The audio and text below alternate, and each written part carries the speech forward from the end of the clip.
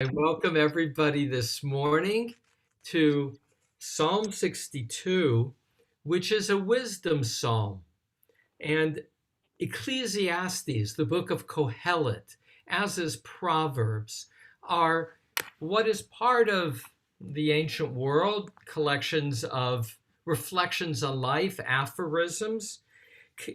There will be a key word in Psalm 62. It will appear three times, and it's the word Havel.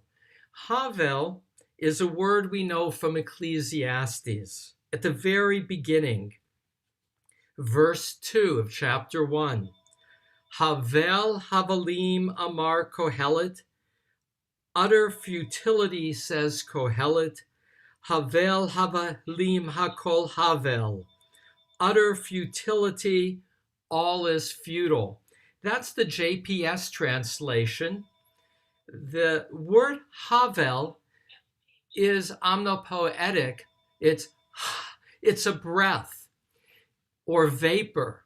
Just like a breath is fleeting, is not seen normally, so Havel Havalim, Ecclesiastes says, life is like a passing breath.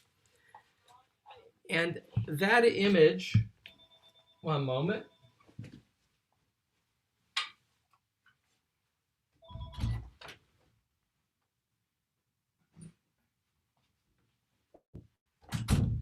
That image of vapor, of life as futile, is a dimension of this psalm. What's distinctive to this psalm is the large number of audiences and the ambiguity of audience. So as I read it to you shortly, you'll see you're not sure if the psalmist is speaking to himself or to others.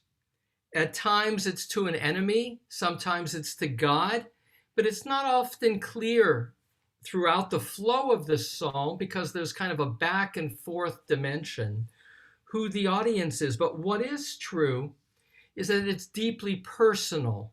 The word my and then an epitaph for God will occur 14 times in a relatively short psalm of 12 plus 1 verses.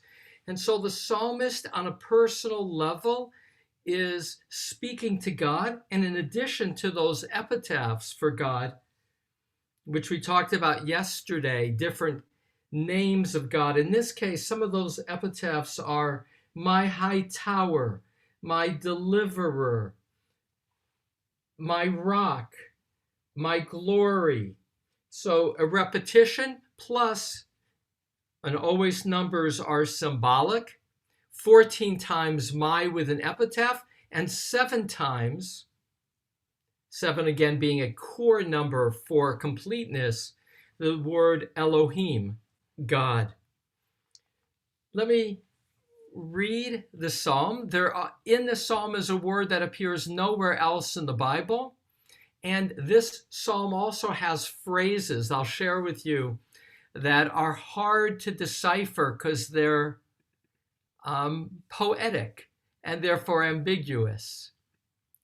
I chose to call this psalm, Only Through God is Stillness of My Spirit, in that this phrase is the only phrase that occurs twice and has a dimension for me of a contrast to the topsy-turvy world that he describes and his own rare ability to feel calm in a dangerous world only in the presence of God. All right, Psalm 62. For the conductor, on Yeduthun, a psalm of David. Only to God is my spirit still. From God comes my deliverance. Only God is my rock and my deliverance, my high tower. I shall not be moved greatly. How long will you terrorize a person? You are murderers, all of you, as a leaning wall, a tottering fence. Only they devise to thrust down a person from a lofty height, delight in lies. With their mouth they bless, but inwardly they curse. Selah. Only through God is stillness of my spirit, for from God comes my hope. Only God is my rock and my deliverance, my high tower. I shall not be moved. Upon God rests my deliverance and my glory. Rock of my strength and my refuge is in God. Trust in God at all times, nation. Pour out before God your heart. God is a refuge for us. Selah. Only vapor, hevel, is humanity. Deceitful are people of distinction. On the scales they rise as vapor together. Do not trust in fraud, and in robbery do not put vaporous tebalu, vaporous hope. If riches increase, pay no attention of heart. One, God speaks. Two of these I heard. For strength belongs to God, and to you my supreme is kindness. For you repay each person according to his or her work. Rashi, the medieval commentator, 1040 to 1105, he said this is the Psalm of Exile, a psalm that conveys the need for patience for deliverance, the need for trust to feel the calm in a world where one lacks control, but God maintains control, and therefore trust in God. I mentioned that this psalm has this quality of wisdom, and as we start again from the top, you'll see it's unclear who at times the audience is, with it seemingly being self-reflection. For the conductor, An Yeduthun, this word Yedutun is a bit obscure. It does appear in two other psalms, 39 and 77, as a musical instrument. It's also listed in the book of Chronicles, chapter 16, verse 42. They list the instruments of the temple, and it is one of those instruments, but it's not clear what was distinctive about the Yedutun. But I just pause to acknowledge that the Psalms were written as songs. There's musical accompaniment, as we've seen, to many, and a lot of variety in terms of those instruments. The word, verse 2, ach, will occur 6 times. I translated it as only. Some translate it as truly or although. And it's repetitive. Verse 2, verse 3, 5, 6, 7. There's this rhythm, and 10 of ach, only, kind of an emphasis. 3 times it's for God. So half the time the ach is used for God, the other time in reference to people. Only to God is my spirit still. From God comes my deliverance. So that's, if you will, an introduction as well to the psalm, because in a moment he's going to describe from what he needs deliverance, and the sense that the world is a world of deception in which the thieves are rewarded, and not back to being a psalm of exile. Rashi will say, while in exile one must not be seduced by what appears to be earthly successes of those who have no respect for God, maintain your faith. Hold on. So only to God is my spirit still. This word dumiyah is a word that does appear in a number of places. So think of Aaron after his sons die. It says of Aaron, Vayidom Aharon, after Nadav and Avihu were hit by some fire and died. And he, the father, is in silence or stillness. You get it also with Elijah as another example. You remember that story of the first book of Kings, 19:12. After all the sound and light show for the prophet, he hears God's voice finally, kol demama daka, in a still, thin voice. And so, dumiyah can be mute, it can be stillness of an inner quality, but it also, and the classic commentators are actually split on its understanding in terms of how it's used elsewhere in the Bible. So I'll put out a couple names. We've seen Radak and Meiri. They're the ones who will interpret it as stillness or silence. And Rashi will say it means to await. So only to God do I await. But I like this meditative quality of the stillness of spirit. Verse 3, only God is my rock, my deliverance, my high tower. I shall not be moved greatly.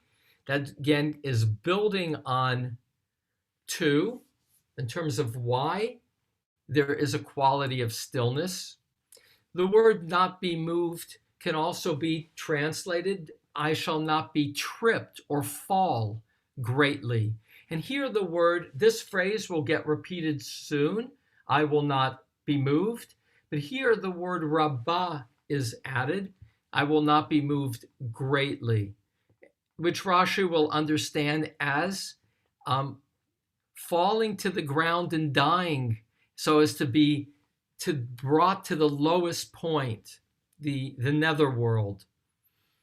And now the word that appears only in this psalm, titotu. I use the translation of Adin Steinsaltz, which is terrorize. How long will you terrorize? But here too, Rashi, 11th century, and Ibn Ezra, 11th into 12th century, will translate it as treachery. The Aramaic will translate it as gather, and the terrorized image comes from Samson Raphael Hirsch, that great rabbi of Germany, 1808 to 1888, where he sees its root as chitat, which means to strike terror. All right, I'm going to flow a little bit so as to have time to make more of a commentary, but I always love it when there's a word that appears only one place in the whole Bible, as in verse 4, the third word in Hebrew, tehotetu, and to see how the rabbis will try to find what its possible root is. Vayate, gather, chitat, frighten, and have, again, very divergent understandings. How long will you terrorize a person? Now there's a shift. Verses 2 and 3 seems to be either self-reflective or to an audience. Now verse 4, he's addressing an enemy. How long will you terrorize a person? You are murderers, all of you, as a leaning wall, a tottering fence. And that phrase, as a leaning wall, a tottering fence, seems to indicate that, just like a leaning wall always leaves you nervous that it might fall down on you, or a tottering fence, this enemy strikes terror by being dangerous and never knowing when the enemy will strike. In that sense, back to the image of stillness. In regular life, the enemy always leaves turbulence, always leaves uncertainty. And it continues, but now shifting as if he's now talking to himself or to an audience. Only they devise to thrust down a person from a lofty height, delight in lies. With their mouth they bless, but inwardly they curse. Selah. So the characterization of the enemy is terrorizing, meaning you never know when they're going to strike, because they are always duplicitous, saying one thing to you, they'll bless you, but they're going to, stab you in the back. Inwardly, they're cursing you. And then that comes back to the refrain, the opening. Only through God is stillness of my spirit, for from God comes my hope. Here earlier it was God comes my deliverance, and here the word is hope, and therefore that which is hoped for is deliverance, to be saved. There's a subtle change in this regard. There's El Elohim Dumiyah, to God is my stillness. And here in verse 6, it's Lelohim Domi. So subtle changes. Samson Raphael Hirsch would characterize a transition in the psalm, in that in verse 2, he would say, the psalmist is saying, only with deliverance, only with an event up ahead will I have stillness. And here in verse 6, it's as if I have stillness now through God or with God.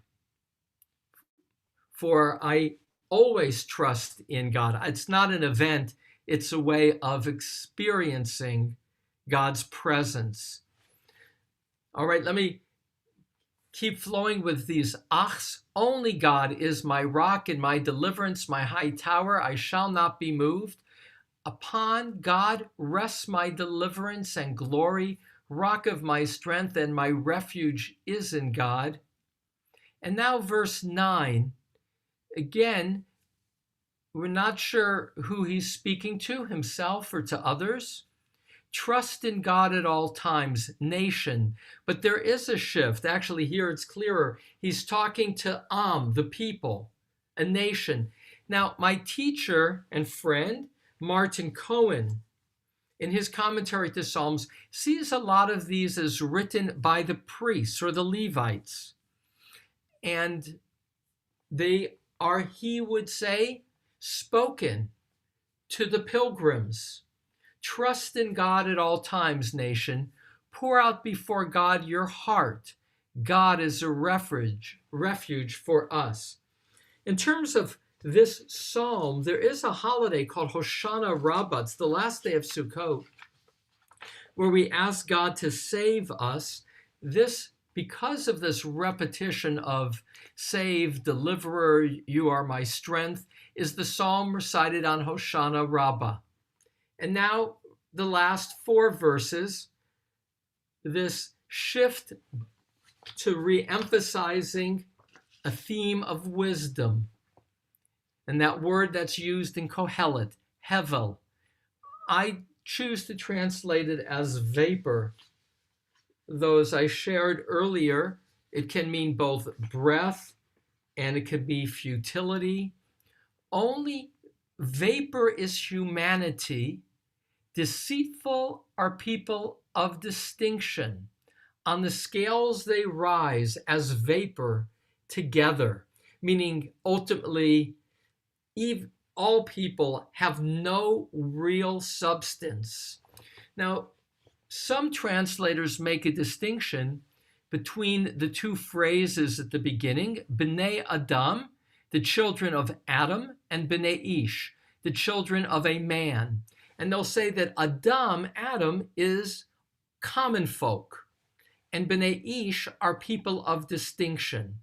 So some will translate this as does the King James Version, as an example. Wait 1 second.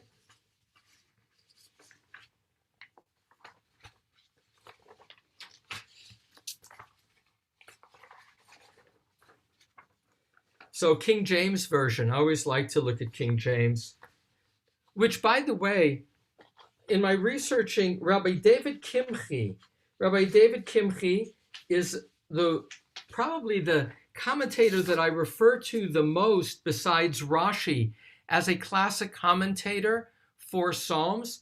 Rabbi David Kimchi, Radak, he lived in Narbonne, France, 1160 to 1235. And when I was researching him the other day, I read that the translators of the King James Version relied more on his commentary than any other of the Jewish commentators.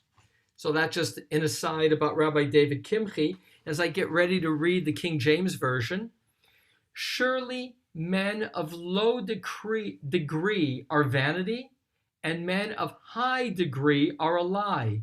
To be laid in the balance, they are altogether lighter than vanity.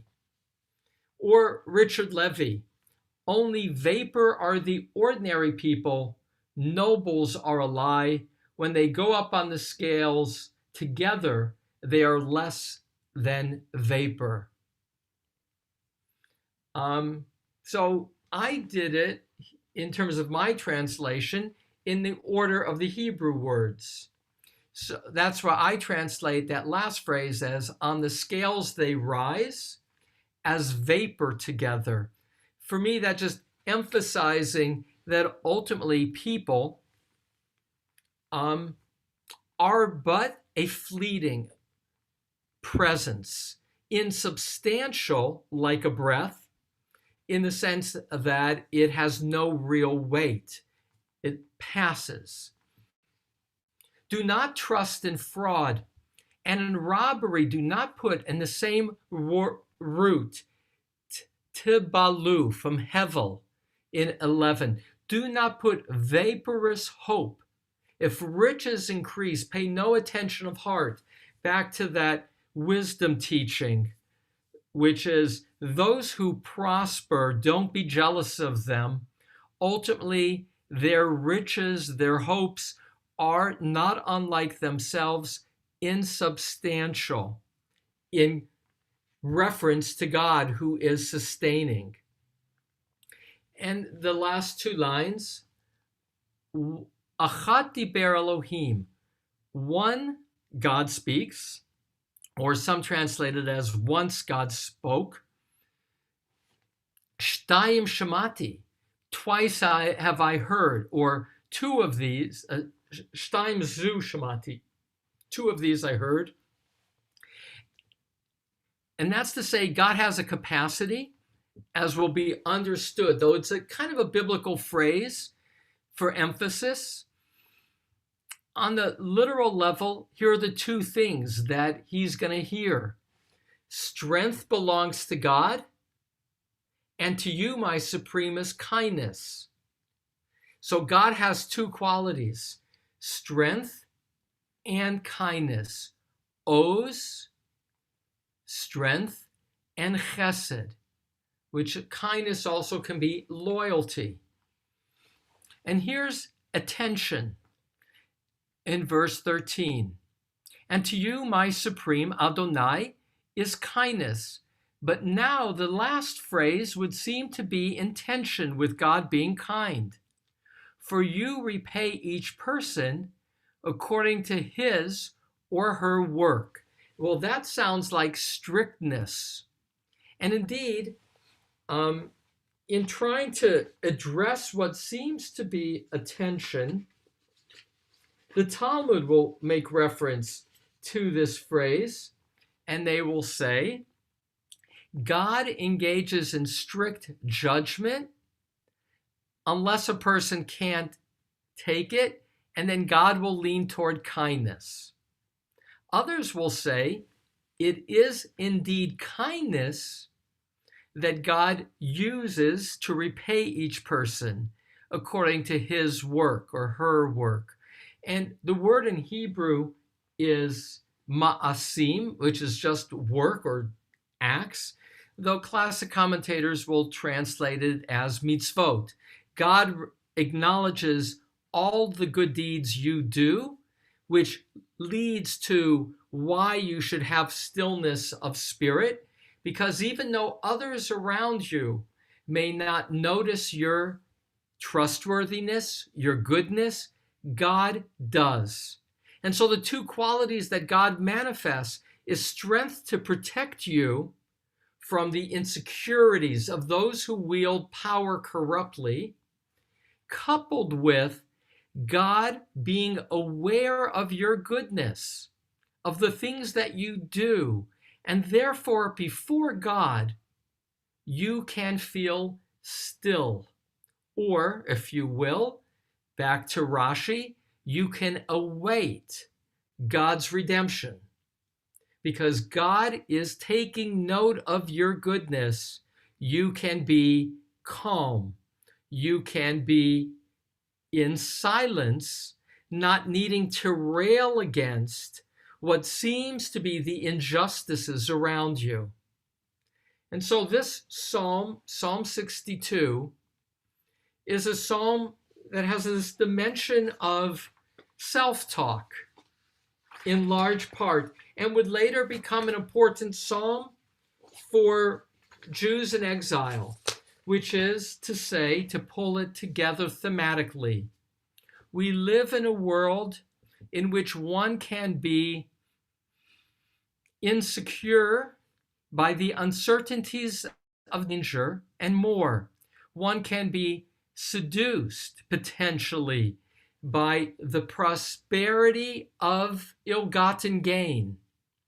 But ultimately, there is one thing that God says, because God is one, and yet at least two qualities that are manifest that allow for inner calm.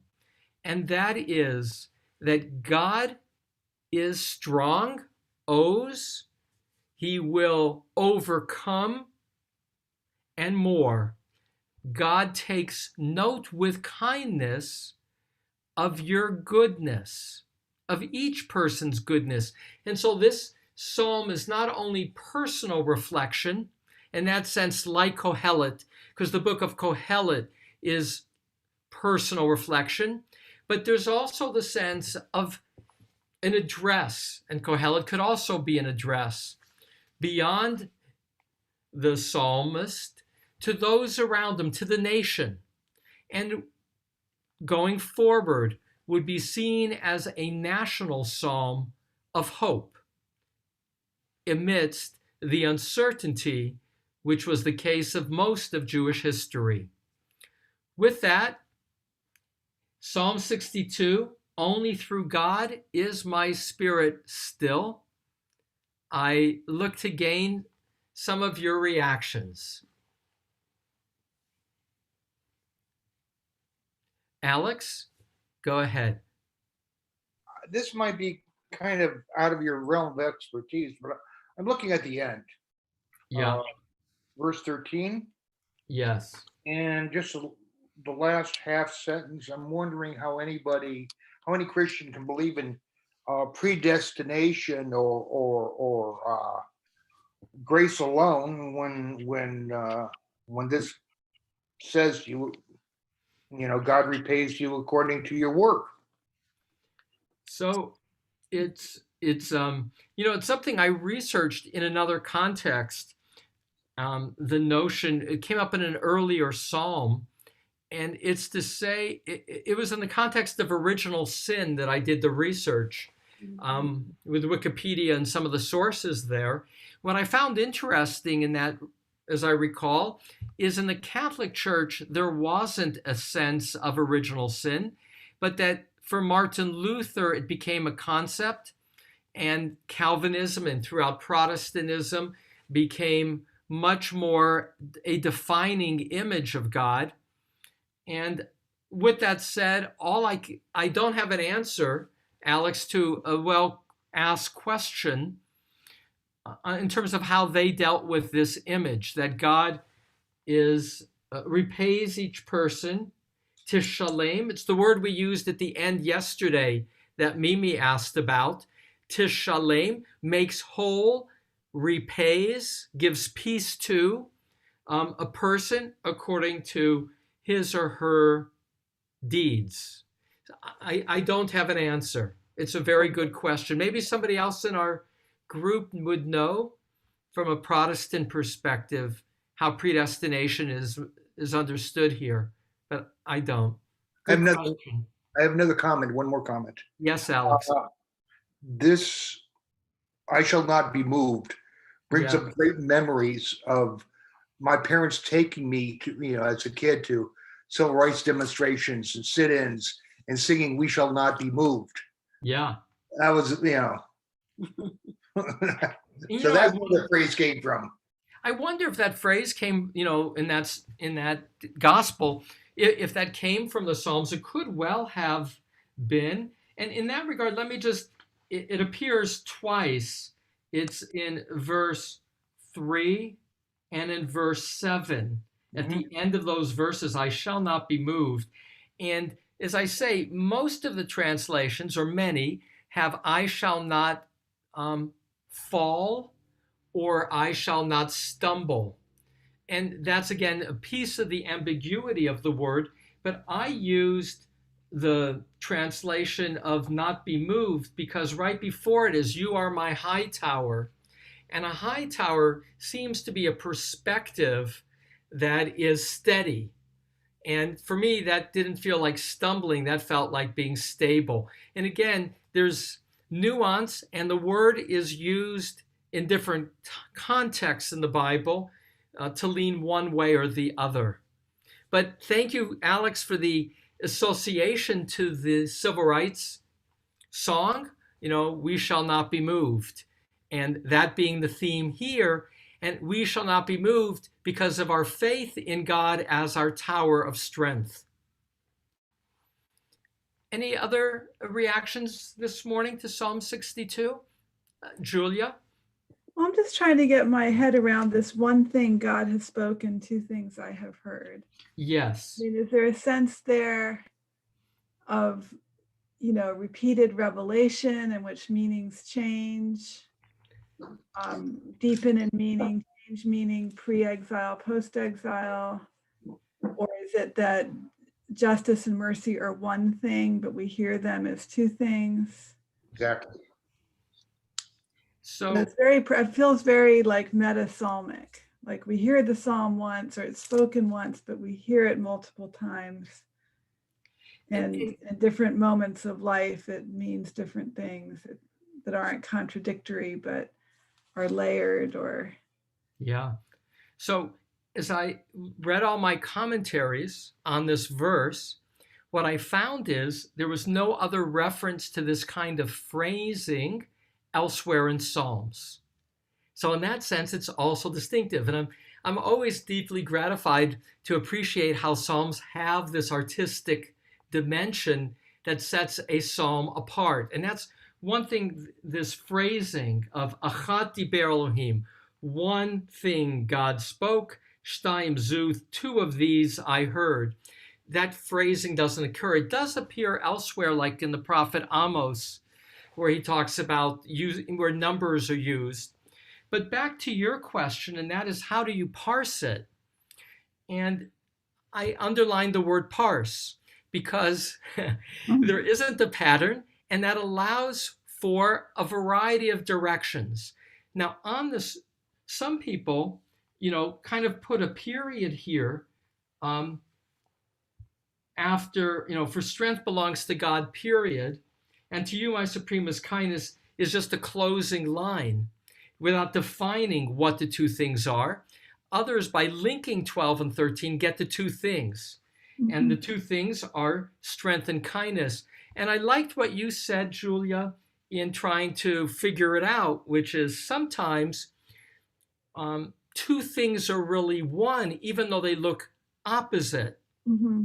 So kindness and truth, or even the tension in verse 13, because that is about kindness and truth. Mm-hmm. See, he comes back to kindness and truth.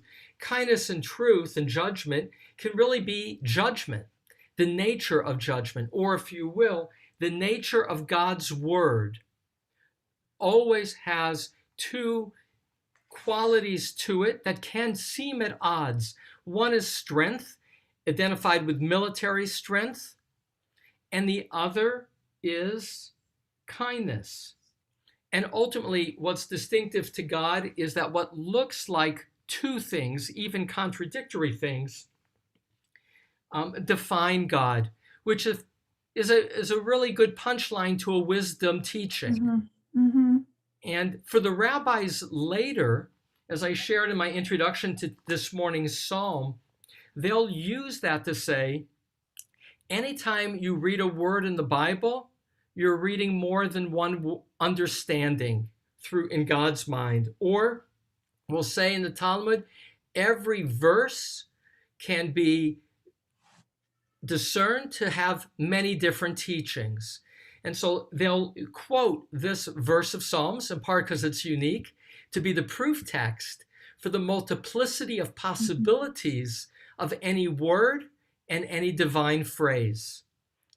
So with that, with a rich psalm, I do smile to, again, grow in my appreciation for the richness of the poetry, and as poetry, the use sometimes of words in original ways, even phrasing in original ways that keep one engaged with what is it the Psalter will say. But ultimately, and I'm going to look to shift even more as we continue to move forward with the question, how is this psalm relevant to me in my own understanding of life?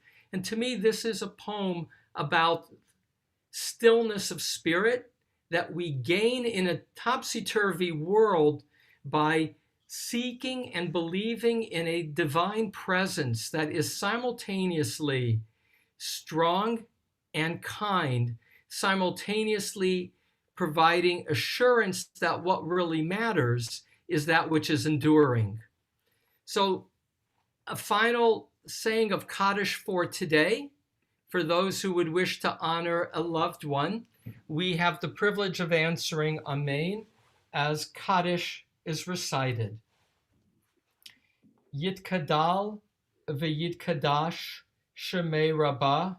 Amen. Be'alma divra kirute v'yamlich malchute b'chayechon uvyomechon uvchaye dechol beit Yisrael ba'agala uvizman kari v'imru Amen. Yehe shmei Rabba mevarach le'olam omei almaya. Yitbarach v'yishtabach v'yitpa'ar v'yitromam v'yitnaseh v'yitadar v'yitaleh v'yitalal shemei dekudsha berichu le'ela min kol birchata v'shirata tushbechata v'nechemata damiran be'alma v'imru amen. Yehe shlama rabba min shemaya v'chayim aleinu ve'al kol Yisrael v'imru amen. Osei shalom b'imromav hu yaseh shalom aleinu ve'al kol Yisrael v'kol yoshvei tevel v'imru amen. Again, I just want to say thank you to Sharon. Nice to share this morning with you, and Barbara and Julia and Mimi and Marvin, Alex and Shelby, Helene, Jackie and Jack, Hal and Richard, Sarah, Cliff, Natalie, Dan, Vivian. A delight to learn Psalm 62.